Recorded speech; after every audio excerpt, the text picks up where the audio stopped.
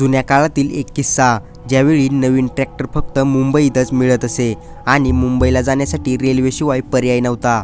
अशा काळात दोन शेतकरी ट्रॅक्टरला लागणारी रक्कम घेऊन ट्रॅक्टर आणण्यासाठी मुंबईला निघाले होते.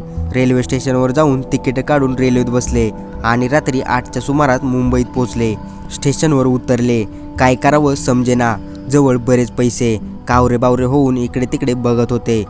दुकाने सकाळी 10 वाजता उघडणार. रात्री पैसे घेऊन कोठे झोपायचे. आता काय करावं हा विचार मनात करत होते.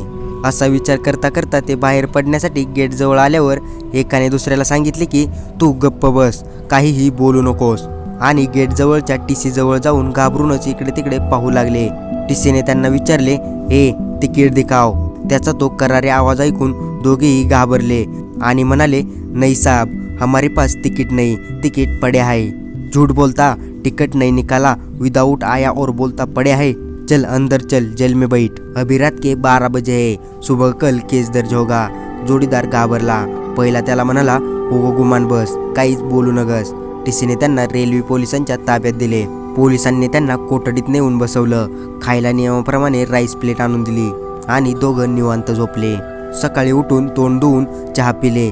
10 वाजता बरोबर टीसी आला आणि म्हणाला, चलो.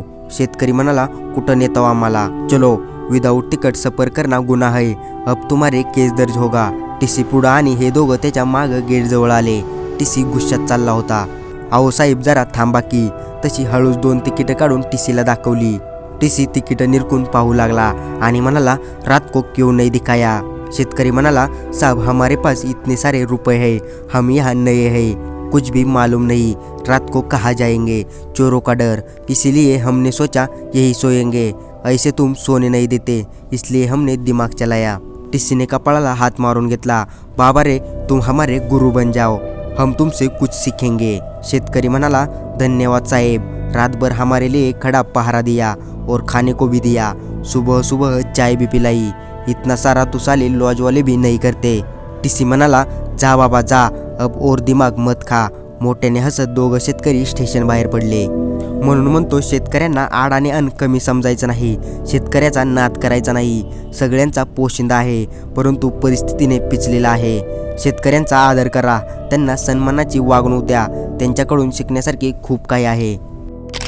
तर मित्रांनो, शेतकऱ्याबरोबर घडलेल्या या छोट्याशा घटनेविषयी तुमचे मत काय आहे हे मला कॉमेंट्समध्ये जरूर कळवा. आणि व्हिडिओ कसा वाटला, काय वाटला कॉमेंट्समध्ये नक्की सांगा.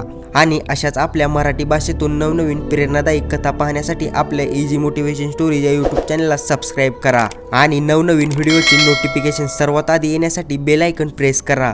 तर चला भेटूया पुढच्या एका नवीन भन्नाटाच्या व्हिडिओमध्ये. तोपर्यंत धन्यवाद.